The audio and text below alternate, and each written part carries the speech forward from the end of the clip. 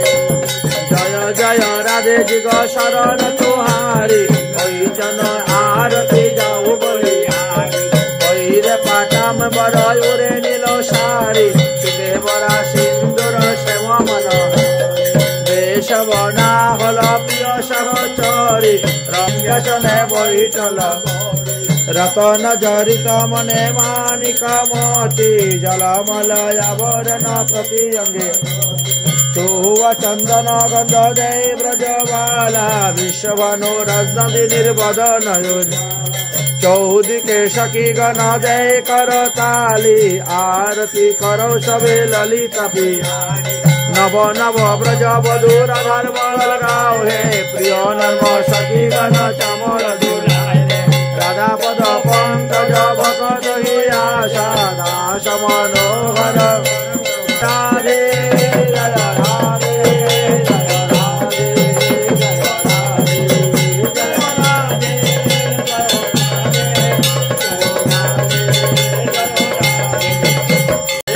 Hare Krishna Krishna Krishna Hare Hare Hare Rama Hare Rama Rama Rama Hare Krishna Krishna Krishna Hare Hare Hare Rama Rama Rama Hare Hare Krishna Krishna Krishna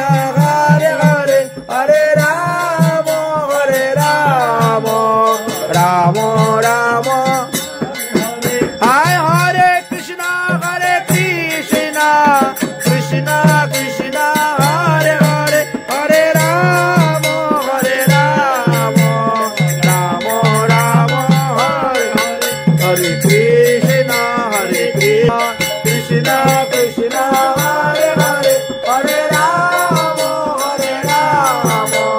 Rama Rama Hare Hare Hare Krishna Krishna Krishna Hare Hare Hare Rama Rama Hare Hare Oh Jaya Radhe Jaya Radhe Jaya Radhe Nitai Gaur Hariwal Hariwal Hariwal Prem Jagojal Krishna Govind Radharani ki Nitai Gaurdha Giridhari ka Shandarati ki Tulasi Maharani ki Bhagavati Bhakta Binda ki Kulkar Kal ki Char Dham ki Sari Sampradaya ki Sari Acharya ki Amandwara ki Jalabhadri Akra ki Anant Koti Vaishnav ki Aaj ke Anand ki Jai Jai Shri Radhe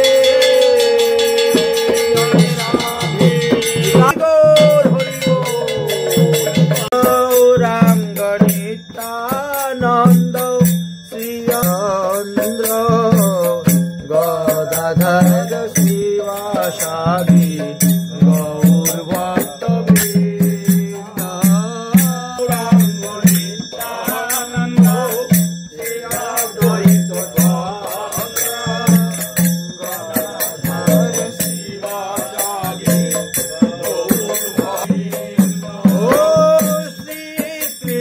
Chaitanya Prabhu Nityananda Hare Krishna Hare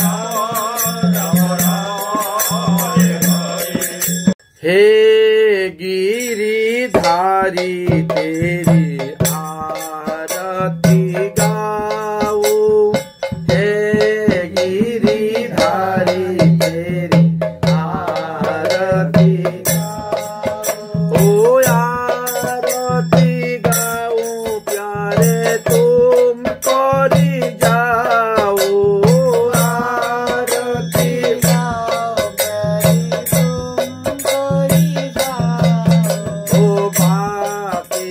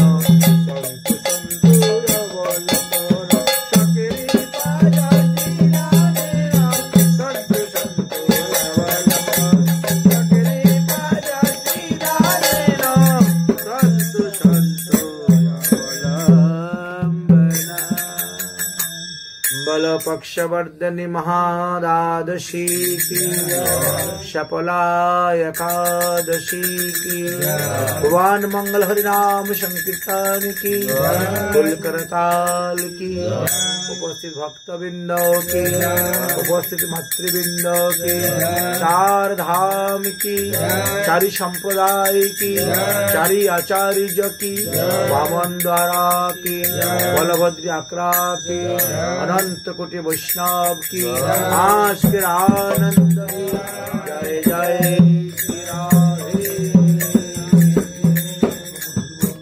सर्व वेदांत सारी श्रीमद्भागवतम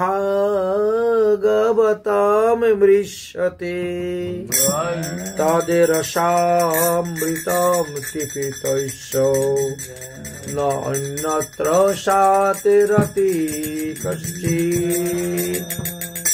परमहंस शिरोमणि सुखदेव गोस्वामी पाद आसन्न मृत्युग्रस्त महाराज परीक्षितेर सम्मुखे যে শ্রীমদ্ ভাগবত কথা আলোচনা করেছিলেন, সেই ভাগবতের মধ্যে আমাদের এই একাদশী এবং দ্বাদশী ব্রতের মহিমার কথা, মাহাত্ম্যের কথা বর্ণন করে গিয়েছেন।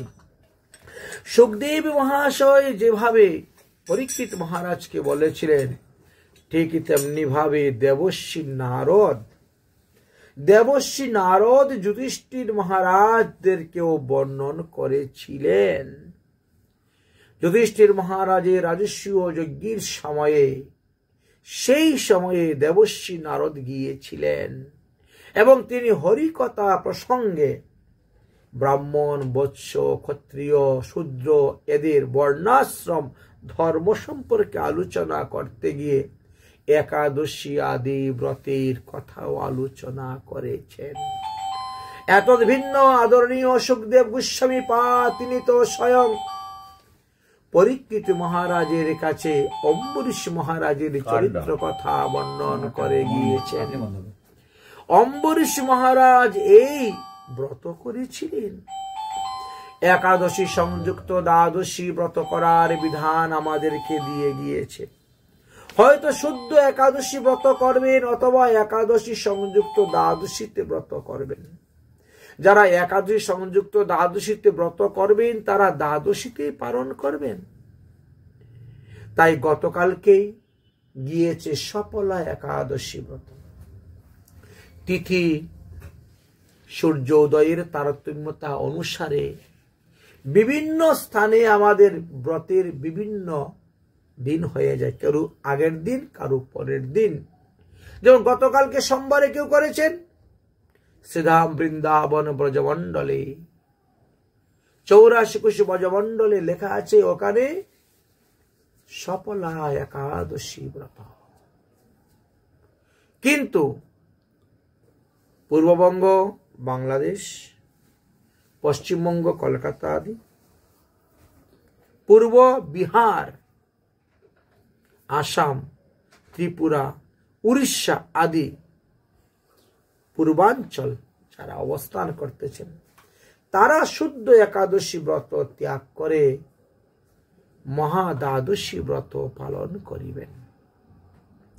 হরিভক্তি বিলাসের সিদ্ধান্ত, বৃন্দাবনের মুকুটমণি রাধাকুণ্ডে রঘুনাথ দাস গোস্বামী পাদের গদ্য হইতে যে ব্রত তালিকা বেরিয়েছে তার মধ্যে দেওয়া আছে, বঙ্গদেশে যারা বাস করতেছেন তারা মঙ্গলবারে পক্ষবর্ধনী মহাদ্বাদশী ব্রত পালন করবে, আর ব্রজেতে যারা বাস করতেছেন তারা সোমবারে সফলা একাদশী ব্রত পালন করবেন। সেই অনুসারে আজ আমাদের হরিবাস, আজ আমরা ব্রত পালন করতেছি। আগামীকাল সূর্যোদয় হওয়ার পর ভারতীয় স্ট্যান্ডার্ড সময় অনুসারে দেওয়া আছে 9:48 মধ্যে পালন করবেন। একাদশী ব্রতের মহিমা কিন্তু পালনেতেই। যদি পালন করতে গিয়ে আপনি ভুল করে ফেলেন, সময়ের হেরফের হয়, তাহলে একাদশী ফল বিফল চলে যাবে, নিষ্ফল চলে যাবে, এমনকি আপনার 1 বৎসরে একাদশীর ফল নষ্ট হয়ে যাবে। অম্বরীশ মহারাজ তার প্রধান সাক্ষী ভাগবতে। অম্বরীশ মহারাজ কত বড় সংকটের মধ্যে পড়েছিলেন। অতিথি ব্রাহ্মণকে ভোজন না করাইয়া গৃহস্থকে ভোজন করতে নাই, আর যদি তিনি ভোজন না করেন তাহলে পালন করাও হবে না। দ্বাদশীর মধ্যে যদি তিনি পালন না করেন তাহলে তিনার প্রত্যয় ব্যয়। 1 বৎসর বৃন্দাবনে বাস করে 24টা একাদশী ব্রত করেছে, সব বৃথা হয়ে যাবে। বড় চিন্তার মধ্যে তিনি পড়ে গেলেন। তাই বড় বড় পণ্ডিতদেরকে জিজ্ঞাসা করলেন, এই উভয় সংকট থেকে উদ্ধার হওয়ার কোনো উপায় যদি থাকেন তাহলে কৃপা করে বলুন। সমস্ত শাস্ত্র ঘাটার পরে পাওয়া গেল একটি সিদ্ধান্ত, যে ভগবান বিষ্ণুর চরণামৃত পান করলেও পালন হয়ে যায়, অন্ন গ্রহণের দরকার নেই। অন্ন গ্রহণ না করেও পালন হয়ে যায় ভগবান বিষ্ণুর চরণামৃত। অত চরণামৃত জল, জলপানকে কখনো আহার বলা হয় না। আমরা বাঙালিরা চলতি ভাষায় বলি, এই আমি জল খাবো বলি, কিন্তু বাস্তবে এটা শুদ্ধ নয়। জল খাওয়ার বস্তু নয়, এটা পান করার বস্তু। তাই বলছেন জল পানকে কখনো আহার বলা হয় না।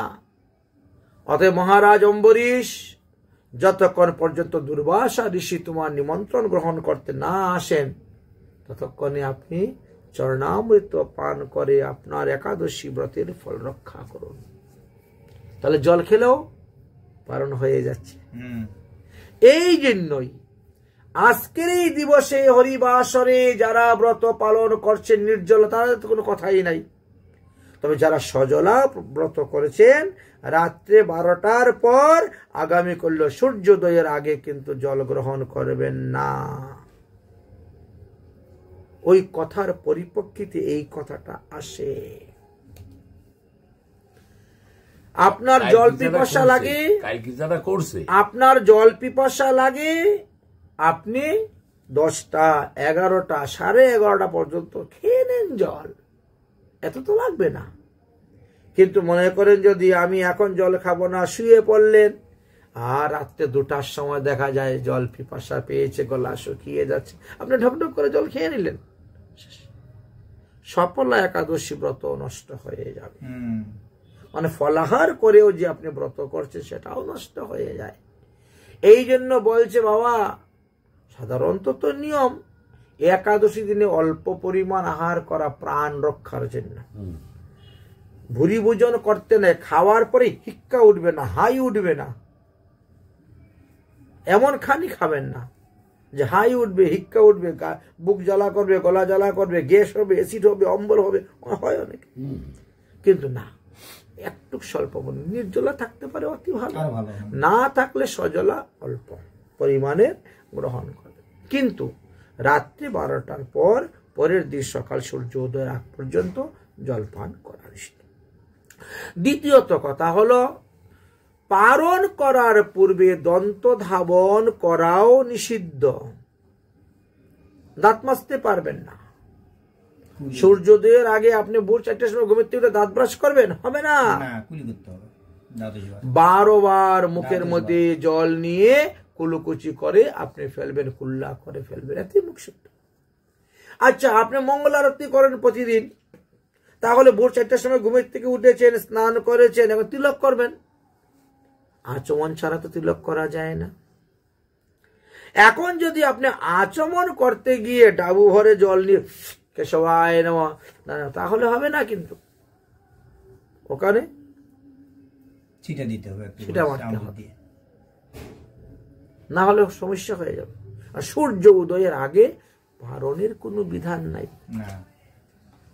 জলপানের কোনো বিধান নাই, পারণের পরে করতে হবে, সূর্যোদয়ের পরে করতে হবে।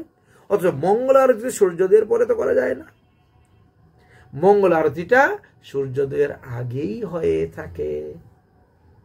তো যারা মঙ্গল আরতি করবেন তাদেরকে 1 নম্বর দাঁত ব্রাশ করতে পারবেন না, 2 নম্বর চামচ ভর্তি করে জল নিয়ে আচমন করতে পারবেন না।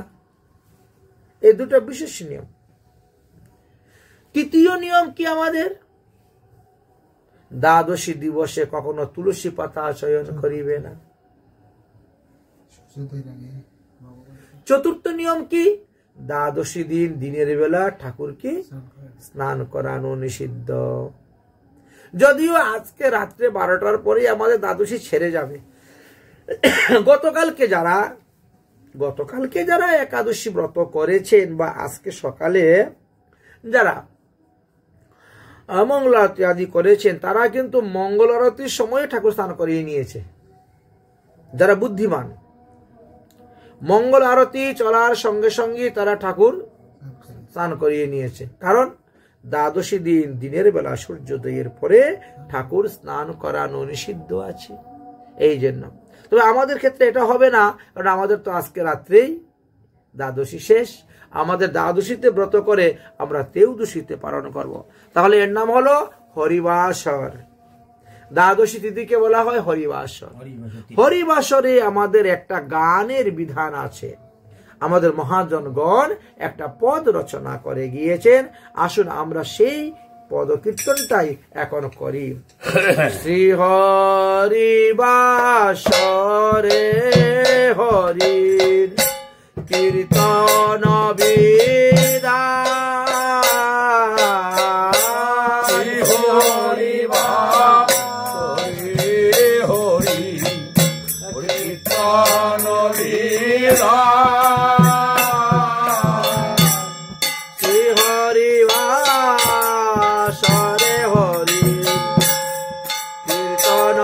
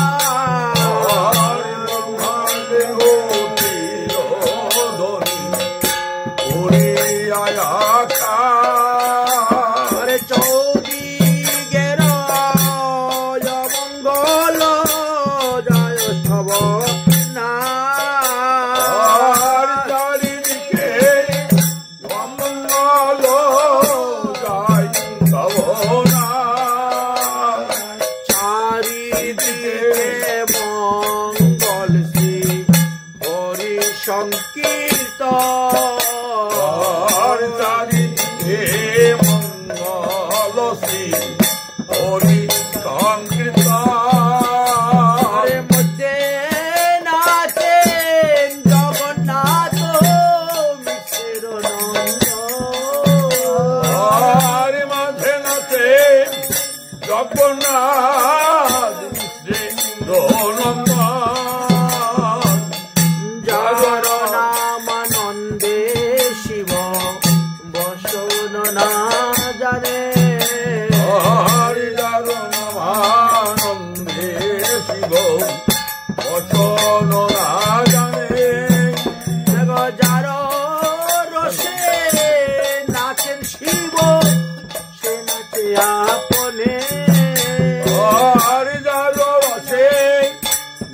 হলেন শিব সেদাতে আপনে যার নাম লইয়া সুখ নারদ বেরা যার নাম লইয়া সুখ নারদ বেরা সহস্রব জনে প্রভু যার গুণ সহস্রব জনে প্রভু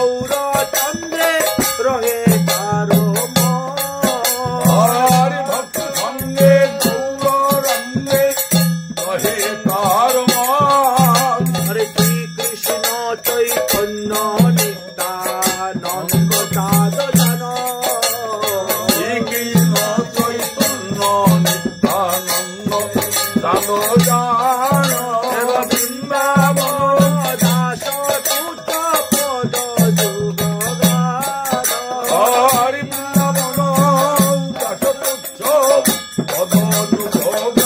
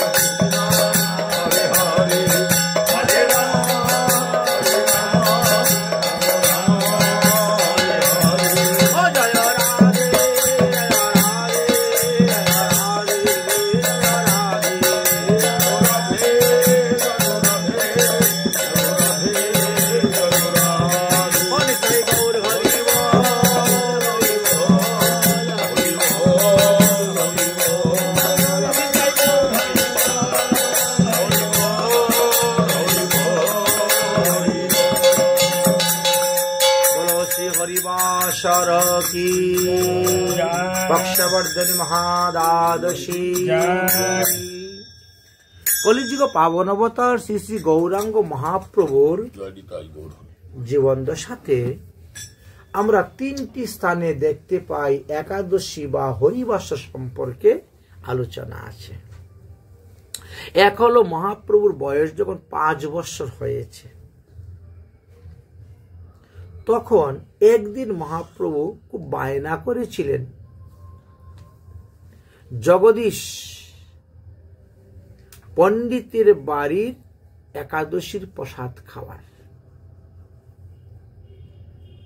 খুব বায়না করেছেন,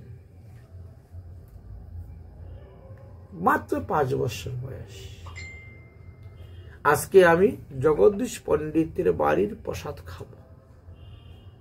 তারা আজকে ভগবানের ফলাহার ভোগ দিয়েছে, আমি সেই ফল খাব। জগন্নাথ মিশ্র অনেক করে বুঝিয়াছেন, বাবা আমি এখনই বাজারে যাচ্ছি, ফল নিয়ে আসতেছি, তোকে ফল খেতে দিব। কিন্তু না, সেখানেই চাই, ওই প্রসাদই চাই।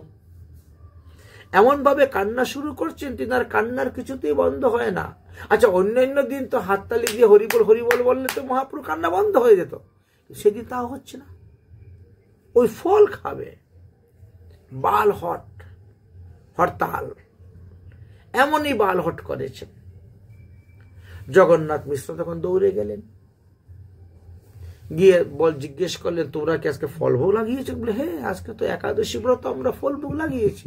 বলে আমার ছেলে তো দেখো, সেই তোমাদের ঘরের প্রসাদ খাওয়ার জন্য সে কান্না করতেছে।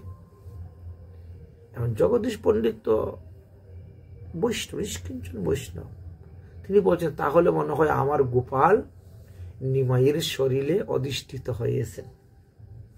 নাহলে 5 বছরের বালক সে জানবে কেমন করে যে আমার ঘরে ফল ভোগ হয়েছে, একাদশীর ফলাহার হয়েছে, সে খাবে। নিশ্চয়ই ভগবান তার ভিতরে প্রবেশ হয়েছেন আর এইভাবে বলাচ্ছেন, হয়তো তার মুখ দিয়ে ভগবান সেবা গ্রহণ করবেন। বাস্তবে তাই, ভক্তের মুখ দিয়ে ভগবান সেবা গ্রহণ করেন। কিন্তু ওখানে তো আর তো নিমাই পণ্ডিতের ভক্ত নয়, তিনি তো স্বয়ং অবতার, অবতারেরও সার। কিন্তু তিনি এসেছেন মনুষ্য দেহ আশ্রিত, মানুষের মতন দেহ ধারণ করে এসেছেন। কেন এসেছেন? ভক্ত বিনোদার্থম। ভাগবতে লেখা আছে, ভক্ত বিনোদার্থং মে করোমি বিবিধ ক্রিয়া। ভক্তদেরকে আনন্দ দান করার জন্য ভগবানের এই লীলা খেলা ক্রিয়া, মনুষ্যের মতন দেহ ধারণ করে আসছেন। আচ্ছা, শোনার পরে দেখেন জগদীশ পণ্ডিতের খুব ভাব হয়ে গেল, প্রেম হয়ে গেল। জগদীশ পণ্ডিত তো সাধারণ ব্যক্তি নয়। এই জগদীশ পণ্ডিত ছিলেন পূর্বলীলায়, মানে দাপর যুগের কথা। ইনি ছিলেন যজ্ঞ পত্নী। তো ভগবান শ্রীকৃষ্ণ যখন শ্রীবনে গিয়েছিলেন গোচারণ করতে গিয়ে ক্ষুধা লেগেছিল, তখন সখাদেরকে পাঠাইলেন, যাও ওই ব্রাহ্মণরা যজ্ঞ করতেছে আর ব্রাহ্মণের স্ত্রীগণ রান্না করতেছে ভালো মন্দ, তাদেরকে গিয়ে বলো যে কৃষ্ণ বলরাম গোচারণ করতে আসছে তোমাদের এই বনেতে, তাদের খুব ক্ষুধার্ত, তারা খেতে দিতে হবে, তারা খাওয়ার জন্য খুব কষ্ট। হ্যাঁ, সঙ্গে সঙ্গে তো যজ্ঞ পত্নীগণ অন্ন ব্যঞ্জন সব মাথায় করে নিয়ে রওনা হয়ে গেল, দিল ভগবানকে খাওয়ালেন। সেই যজ্ঞ পত্নী দেখেন জগদীশ পণ্ডিত হয়ে আসছে, ভাবটা কিন্তু সেটা রয়ে গেল। এখন যখন ফল চাচ্ছেন, ফল চাওয়ার সঙ্গে সঙ্গে আর বিলম্ব নেই, সেই ভাবে বিভোর, সেই প্রেমে বিভোর হয়ে সঙ্গে সঙ্গে ফল মাথায় করে নিয়ে এসে উপস্থিত মহাপ্রভুর সামনে দিলেন। মহাপ্রভু দুই হাতে ফল নিয়ে খেতে শুরু, খিলখিল করে হাসছেন আর ফল খাচ্ছেন, আবার প্রসাদ বিতরণ করছেন, ছিটিয়ে দিচ্ছেন। বলেছেন যদিও 8 বছর বয়স থেকে একাদশী ব্রতের বিধান দিয়েছেন, কিন্তু মহাপ্রভু 5 বছর বয়স থেকে ব্রত আরম্ভ করে দিয়েছেন। এছাড়া বৃন্দাবন বা নবদ্বীপ বা যে সমস্ত তীর্থে বা যারা সদাচার প্রসাদ বুঝি বৈষ্ণব, তাদের তো শিশুগণ জন্মের পর থেকেই একাদশী ব্রত করে যাচ্ছেন, জন্মের পর থেকে মা বাবার সঙ্গে একাদশী ব্রত করে যাচ্ছে, বলেছেন, এতে কোনো অসুবিধা নেই। এই একটা স্থানে আমরা দেখতে পেলাম চৈতন্য ভাগবতে খুব সুন্দরভাবে বর্ণন করে গেছেন বৃন্দাবন দাস ঠাকুর মহাশয়। দ্বিতীয়ত আরেকটা স্থানে আছে যে তিনি তিনার মাকেও নিষেধ করেছিলেন যে মা একাদশীতে অন্ন খাইবে না, অন্ন বর্জনীয়, মাকে নিমিত্ত করে জগৎবাসীকে শিক্ষা দিয়েছিলেন। দুটা স্থানে পেলাম। তৃতীয় স্থানে আরেকটি পেলাম কোথায়? মহাপ্রভু সন্ন্যাসের পর। মহাপ্রভু সন্ন্যাস গ্রহণ করার পর যখন জগন্নাথপুরীতে গেলেন, তখন শোনা গেল কি জগন্নাথের পাণ্ডাগণরা একাদশী ব্রত করে না। জগন্নাথের পাণ্ডাগণ প্রতিদিন 25 মণ চালের অন্ন জগন্নাথের ভোগ লাগায়, বুঝেছেন? তাদেরকে যদি কেউ বলে তোমরা একাদশী ব্রত করো না কেন, বলে জগন্নাথ একাদশীকে বেঁধে রেখে দিয়েছে, তার কি একাদশী করবো, বুঝেছেন? এই কথা বলেন, কিন্তু এটা সুসিদ্ধান্ত নয়। মহাপ্রভুর মত, মহাপ্রভুর পথ যদি কেউ মানে, তাকে একাদশী ব্রত করতে হবে জগন্নাথ পুরীতে থেকেও। আর মহাপ্রভু স্বয়ং জগন্নাথ পুরীতে থেকে একাদশী ব্রত করেছেন নির্জলা। মহাপ্রভুর যত পরিকর ছিলেন সবাই একাদশী ব্রত করেছেন, কারণ জগন্নাথ ভগবান তিনি একাদশীকে বাঁধতে পেরেছেন, আমি তো বাঁধতে পারি নাই, তাহলে আমি করব না কেন? আমি একাদশী করব। ভগবানের একাদশী ব্রত নয়, একাদশী ব্রত মানুষের জন্য। ভগবানকে আপনি এখন রান্না করে ভোগ দেন না, অন্ন ব্যঞ্জন, কোনো নিষেধ নাই। ভগবানের একাদশী ব্রত নয়, একাদশী ব্রত হলো মানুষের জন্য।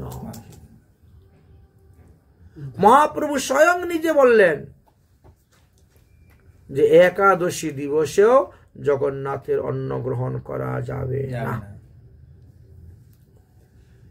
একাদশী দিবসে ভগবানের প্রসাদ খেলে 1000 ব্রতের ফল পাওয়া যায়, এটাও পদ্মপুরাণে দেওয়া আছে। একাদশী দিবসে ভগবানের প্রসাদ পেলে 1000 ব্রতের ফল পাওয়া যায়, কিন্তু ওখানে প্রসাদ শব্দ দেওয়া আছে, অন্ন প্রসাদ দেওয়া নাই। ফল কি প্রসাদ হয় না? জল প্রসাদ হয় না? দুধ প্রসাদ হয় না?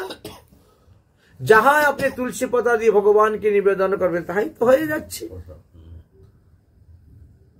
ওই বাক্যের মুনাফা লুটতে গিয়ে কিছু অসাধু ব্যক্তিগণ তারা এই সমস্ত প্রথা বের করে দিয়েছে, যে ভগবানের প্রসাদ খাইলে যদি 1000 বছরের ফল পাওয়া যায়, তার আমি একাদশীতে খাইলে কি? এই যে একটা কুসংস্কার মাথার মধ্যে ঢুকেছে, ওইটা নিয়ে আছেন। মহাপ্রভু যখন প্রকট লীলায় ছিলেন, গম্ভীরাতে থাকতেন, প্রতিদিন সকালে মঙ্গল আরতি দর্শন করতে যেতেন, প্রতিদিন জগন্নাথ দর্শন, প্রতিদিন সমুদ্রে স্নান, প্রতিদিন সাধু সঙ্গে হরিকথা, ইষ্টগোষ্ঠী কত। একদিন সকালবেলা মঙ্গল আরতি করতে গিয়েছেন, দর্শন করতে। মঙ্গল আরতি দর্শন করে যখন বেরিয়ে আসবেন, তখন ওই পূজারী পান্ডা কি করছে, সবার হাতে অন্নপ্রসাদ দিয়ে দিয়েছে, অন্নপ্রসাদ দিয়ে দিয়েছে। এখন তারা সেই অন্নপ্রসাদ হাতে নিয়ে তো চিন্তায় পড়ে গেছে, কারণ জগন্নাথপুরী, জগন্নাথ মন্দির, জগন্নাথের প্রসাদ অন্ন ক্ষেত্রে সকলের মান্য। ক্ষেত্র বলতে শ্রীক্ষেত্র, জগন্নাথের প্রসাদ অন্ন ক্ষেত্রে সকলের মান্য, পাইলেই করিবে ভক্ষণ। ভগবানের প্রসাদ পাওয়াতে কিন্তু আর কোনো বিচার নেই, পাইলেই করিবে ভক্ষণ। আর যদি না করো, প্রসাদ অবমাননার কারণে অপরাধ হবে। ভগবানের প্রসাদ অবমাননা মানে ভগবানকে অবমাননা করা হচ্ছে। এখন উভয় সংকট। যদি এই প্রসাদ খাওয়া যায়, একাদশীর মান নষ্ট হয়ে যাবে। আর একাদশীটা হলো 64টা ভোজনের মধ্যে একটা অঙ্গ। 64 প্রকার ভজনের মধ্যে একটা অঙ্গ হলো একাদশী ব্রত, ফেলা যাবে না। আর যদি প্রসাদ না খাওয়া যায়, তাহলে জগন্নাথের অপমান। একদিকে খেলে একাদশীর অবমাননা, আর না খেলে জগন্নাথের অবমাননা। এবার কি করবেন? প্রসাদ হাতে নিয়ে সবাই মহাপ্রভুর সম্মুখে এসে উপস্থিত, মহাপ্রভুর সম্মুখে উপস্থিত। এই দেখেন, জগন্নাথের পান্ডা আমাদের হাতের মধ্যে অন্ন দিয়ে দিয়েছে, জগন্নাথের অন্ন প্রসাদ। আজকে একাদশী দিন ব্রত আমরা পালন করব, এখন কি করি উপায়? মহাপ্রভু বললেন, শোনো, প্রসাদকে প্রণাম করে একটা থালের মধ্যে রেখে দাও, একটা বাটির মধ্যে, হাড়ির মধ্যে রেখে দাও, প্রসাদকে প্রণাম করে রেখে দাও। আগামী কল্য পারণের সময় ওই প্রসাদ খাবা, খেয়ে পালন করবা। প্রসাদকে প্রণাম করলেই প্রসাদের মর্যাদা রক্ষা হয়ে যায়, অবমাননা করা হয় না। তিথি পর দিন না হিরয়, পরের দিন তো তিথি থাকবে না একাদশী। প্রসাদ খেলে একাদশীর মান হানি হবে, মান নষ্ট হবে, সর্বনাশ উৎপন্ন হইবে, সর্বনাশ উৎপন্ন হবে। তাহলে কি করতে হবে?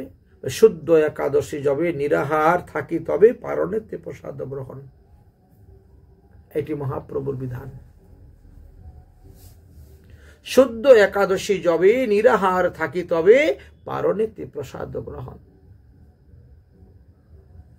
তখন সবাই প্রসাদকে প্রণাম করে করে রেখে দিলেন, লেখে হাত দিয়ে নিলেন। প্রভু কি করব? কেউ করো দণ্ডবত প্রণাম,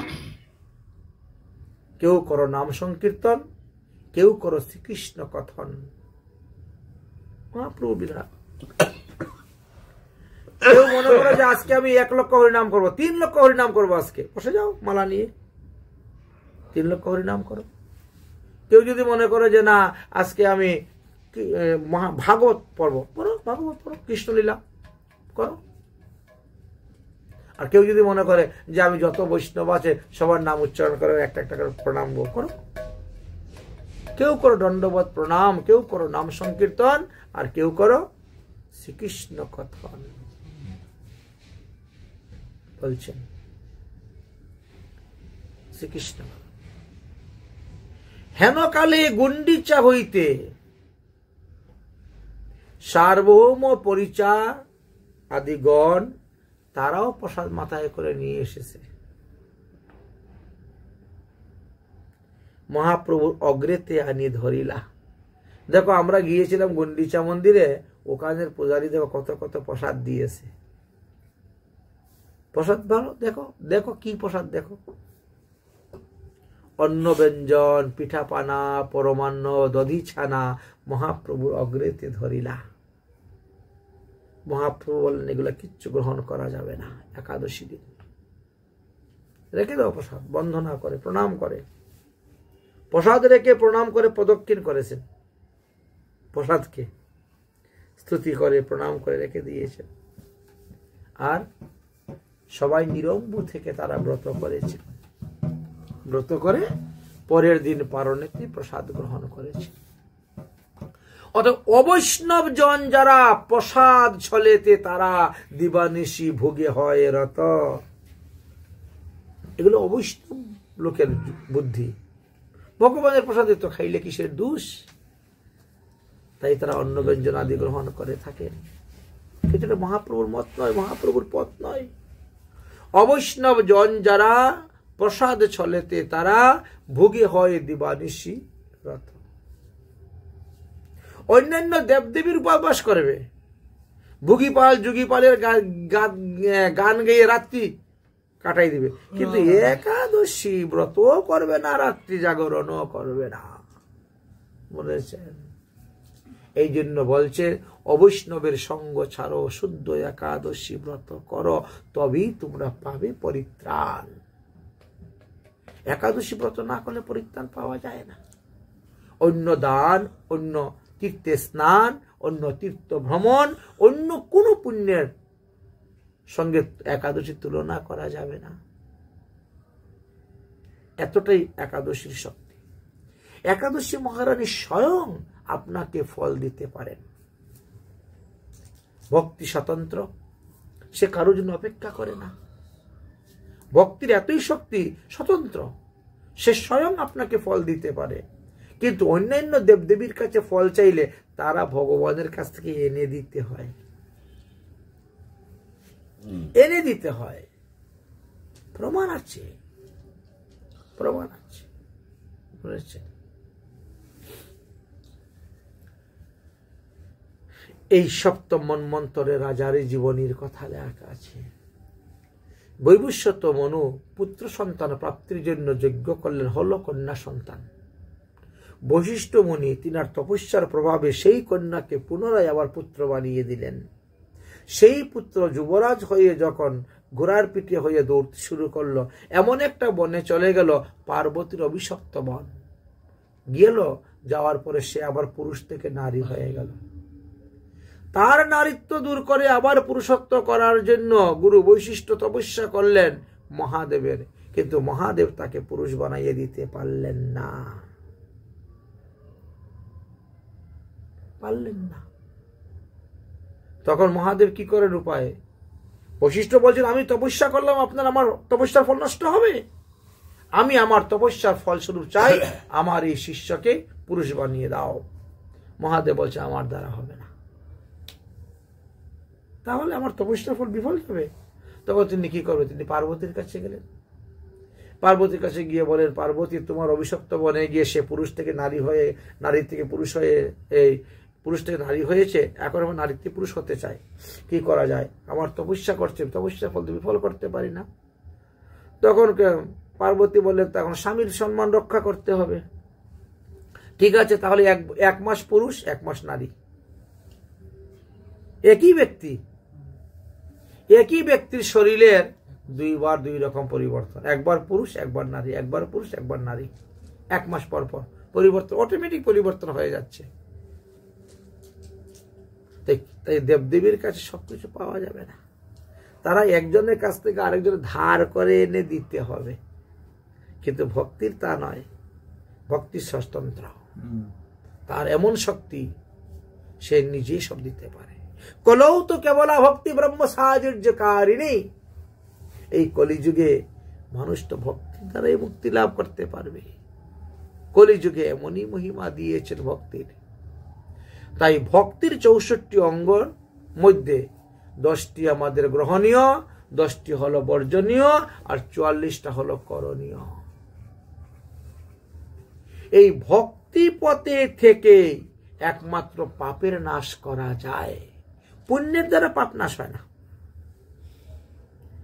পাপ পাপই থেকে যাবে, পুণ্য পুণ্যই থেকে যাবে, কিন্তু ভক্তির দ্বারা পাপকে নাশ করা যায়, ভক্তির দ্বারা প্রারব্ধ কর্মকে সরানো যায়। কারণ ভক্ত যদি সেইভাবে ভক্তিতে তন্ময় হয়ে হরিভজন করে, তো ভগবানই ভক্তের প্রারব্ধ কর্ম নিয়ে নেন।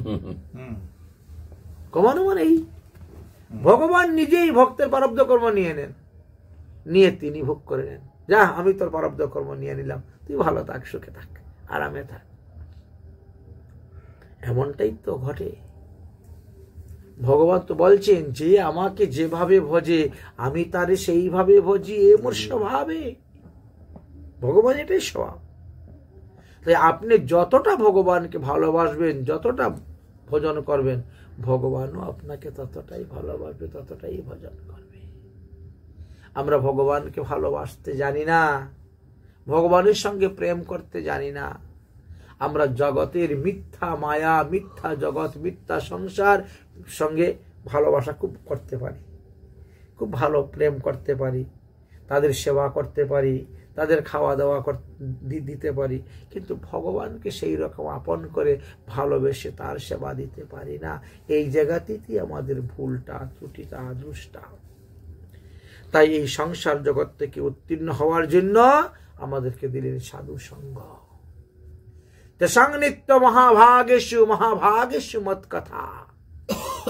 অরে ভক্তগণ, অরে জীবগণ, অরে মনুষ্যগণ, তোমরা সাধু মুখে হরি কথা শ্রবণ করো, তোমরা সাধু সঙ্গ করো, তবেই তো তোমরা জানতে পারবে আমাকে, চিনতে পারবে আমাকে। ভগবানকে তো এক দুই জন্মে কেউ জানে না, চিনে না। বহু জন্ম মনুষ্য যদি হয়, পায়, তবেই গিয়ে জানতে পারে, চিনতে পারে। আর বহু জন্মের স্বীকৃতি যদি তার একত্র হয়, তবেই তার সাধু সঙ্গে রুচি আসে, ভাগবত কথায় রুচি আসে, হরি কথা শ্রবণে রুচি আসে, ধর্ম পালনে রুচি আসে। তবে রুচি আসবেই না। আসরিক বৃত্তি, আসরিক ভাব, আসরিক স্বভাব, অধর্মকে ধর্ম বলে নাচানাচি ফালাফালি করবে। আর যেটা প্রকৃত ধর্ম, ওটার ধারে কাছেও যায় না। বলে না, না এটা ধর্ম, এটা অধর্ম, এটা বৈষ্ণবদের, এটা আমাদের নয়। এই একাদশী দিনেই বলে এটা বৈষ্ণবদের একাদশী, আমাদের কি, আমাদের কিছু।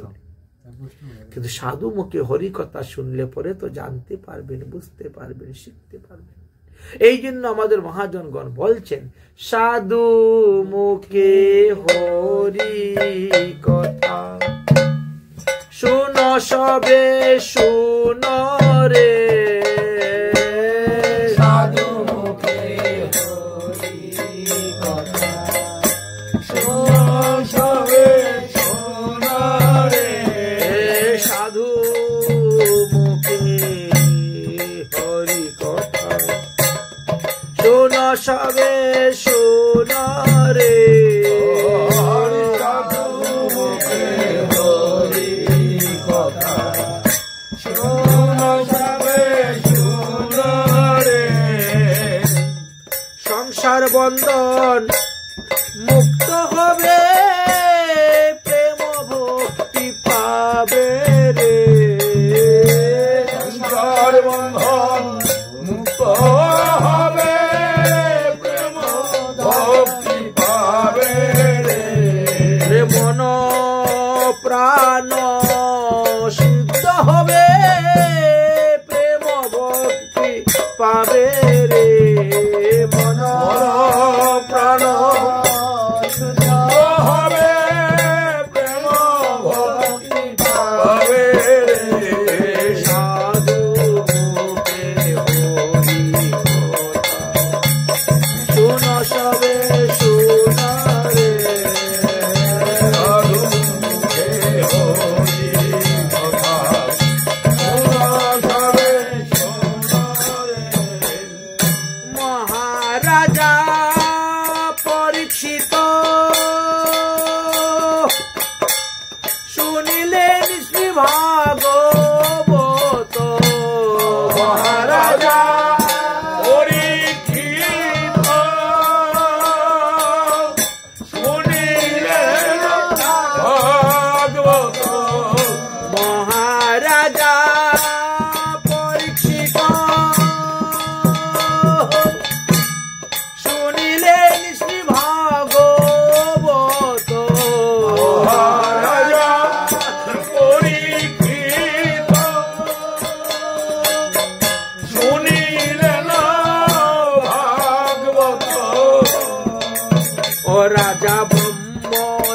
শাপ মুক্ত হয়ে হরিধামে গেল রে রাজা ব্রহ্ম শাপে মুক্ত হয়ে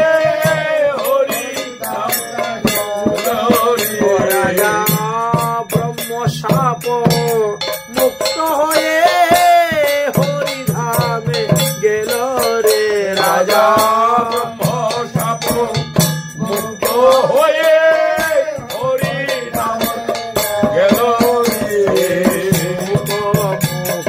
ভাগবত কথা শুন সবে শুন রে সাধু মুখে হরি কথা শুন সবে দেহ মন শুদ্ধ হবে পাপ তাপ যাবে রে দেহ মন শুদ্ধ হবে পাপ তাপ যাবে রে সাধু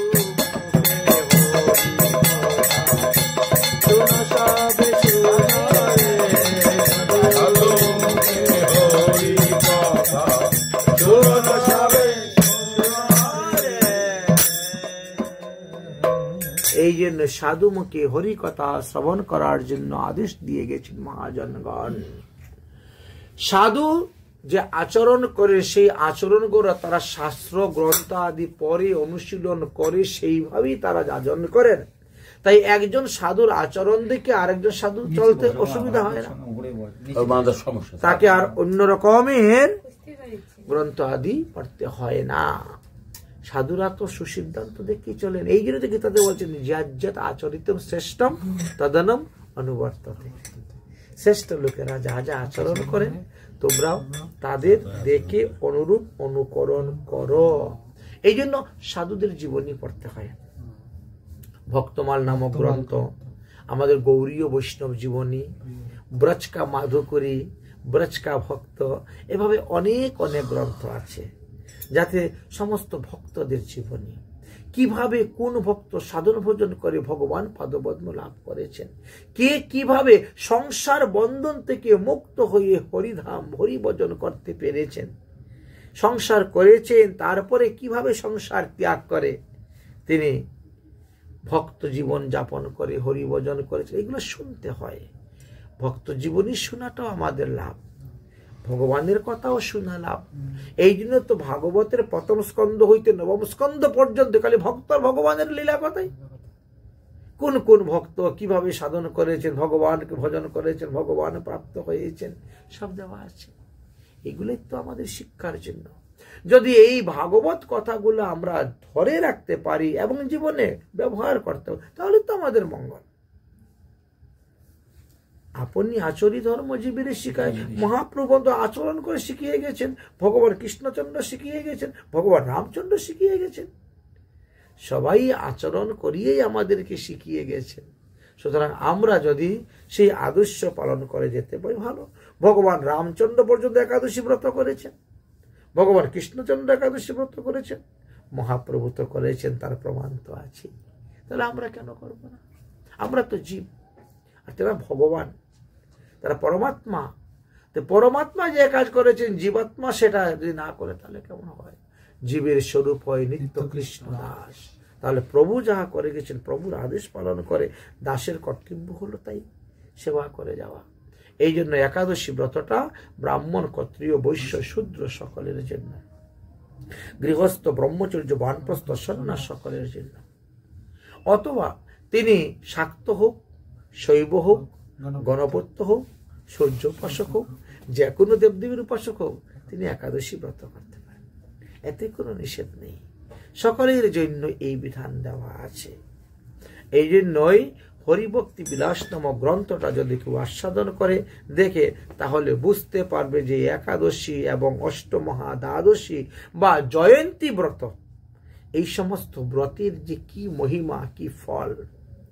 হয়তো একদিন 15 দিনে একদিন যদি কেউ না খায় অন্ন মারা যাবে না, কিন্তু এই একাদশী ব্রত তো একটা তিথি বিশেষ, প্রতিটা তিথিরই একটা অধিষ্ঠাত্রী দেবতা আছেন, প্রতিটা বারের একটা অধিষ্ঠাত্রী দেবতা আছেন, প্রত্যেকটা দিকের একটা অধিষ্ঠাত্রী দেবতা আছেন, বুঝেছেন?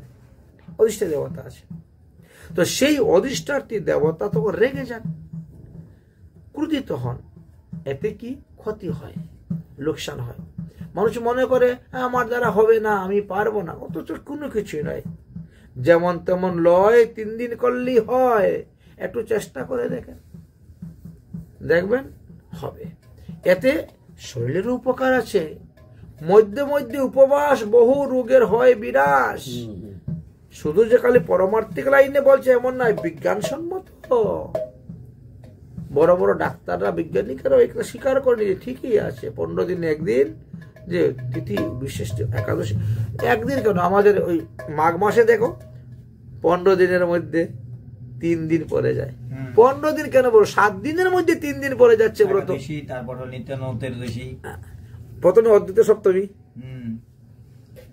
অদ্বৈত সপ্তমী পেলেন, সপ্তমী ব্রত করলেন, অষ্টমী নবমী দশমী গেল 3 দিন, আবার 4 দিন একাদশী, আবার নিত্যানন্তেরদশী। তো 7 দিনের মধ্যে 3টা ব্রত হয়ে যাচ্ছে।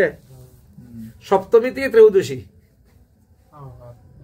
7 দিন, 7 দিনের মধ্যে 3টা ব্রত। 1 মাসের মধ্যেই মনে করেন, 1 মাস, 1 সপ্তাহের মধ্যে। সপ্তমী থেকে ত্রয়োদশী, এই তো 7 দিন। সপ্তমী, অষ্টমী, নবমী, দশমী, একাদশী, দ্বাদশী, ত্রয়োদশী, 7 দিন। 7 দিনের মধ্যে 3টা ব্রত। তো যারা করতেছে এরা কি মরে যাচ্ছে না? হ্যাঁ, অনেকে বলেন যে আমরা কাজকর্ম করি, না খেয়ে থাকতে পারি না, তো তার জন্য তো বিকল্প দেওয়া আছে। বিকল্প তো আছে। আপনি আলু, কাঁচকলা, সন্দুক লবণ, গোলমরিচ, গব্যঘৃত দিয়ে সবজি বানিয়ে খান না, হ্যাঁ, অসুবিধা তো নেই, বুঝেছেন? খাটতে হবে। আচ্ছা, যাই হোক, আপনি অন্যান্য দিন খাটেন, ওই দিন একটু কম খাটেন। 15 দিনে একদিন কম খাটেন, বাকি 14 দিন খুব খাটেন। হ্যাঁ, ওভার ডিউটিও করেন, বলে না একাদশী দিনে বন্ধ থাকবে। যেমন রুকনাঙ্গদ রাজা, রুকনাঙ্গদ রাজা বুঝলেন, ওই একাদশী দিনে সব বন্ধ, দোকানপাট বন্ধ, বাজারঘাট বন্ধ, অফিস আদালত বন্ধ। একাদশী দিন এটা একটা বিশেষ ছুটি। যেদিন একাদশী ব্রত, ছুটি, বিশেষ ছুটি। তিনি করে গেছিলেন এইভাবে। তো সেই রকম রাজা তো পাওয়া মুশকিল, আর হওয়া মুশকিল। যে হতে পারে, ভগবানের ইচ্ছা হলে কি না হয়, মরেছেন, ভগবানের ইচ্ছা হলে কি না হয়। রুকনাঙ্গদ রাজা তো এই করেছিলেন। তিনি ঘোড়াশালায় ঘোড়াকে পর্যন্ত খেতে দিতেন না, গোশালায় গরুকে মতো খেতে দিতেন না। একাদশী দিন তোরাও উপবাস থাক, তারাও ব্রত কর, তাদেরও মঙ্গল হবে, কল্যাণ। বুঝিস আর না বুঝিস, জানিস আর না জানিস, উপবাস থাকলেই লাভ, উপবাস থাকলেই লাভ একাদশী। কারণ এরকম তো অনেকেই লাভ হয়েছে। আমরা যে সমস্ত একাদশীর মাহাত্ম্যের দৃষ্টান্ত পাই, সব দৃষ্টান্তের মধ্যে দেওয়া আছে। যে জানেই না কোন দিন একাদশী, মারামারি ঝগড়াঝাটি করে না খেয়েছিল, বলে হয়ে গেছে তোর একাদশী, একাদশীর ফল পেয়ে গেছি। একাদশী যেভাবেই হোক, উপবাস থাকলে একাদশীর ফল পেয়ে গেল। এইভাবে তো মাহাত্ম্য দিয়ে গেছেন।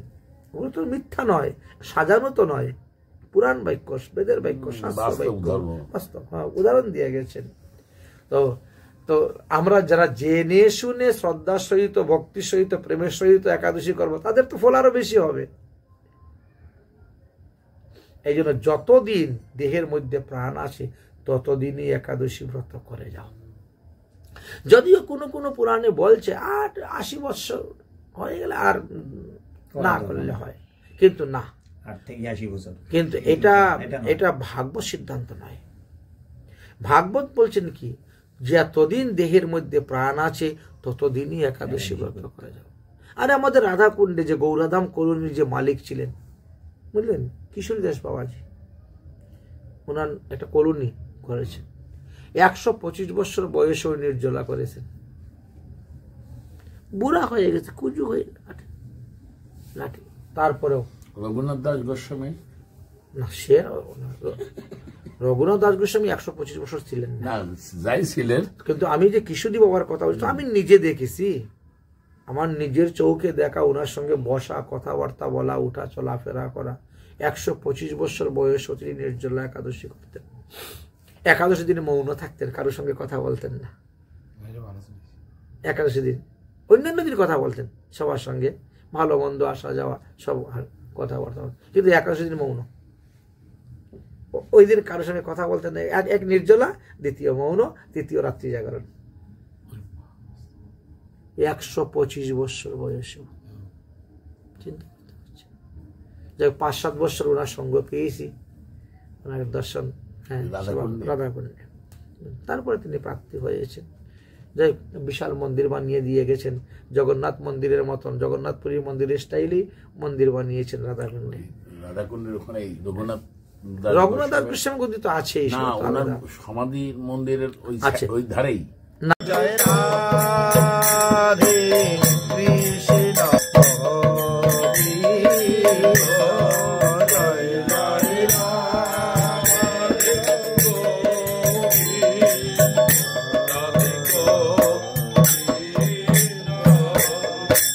জয় জয় শ্যাম সুন্দর মাধব বৃন্দাবন চন্দ্র জয় শ্যাম সুন্দর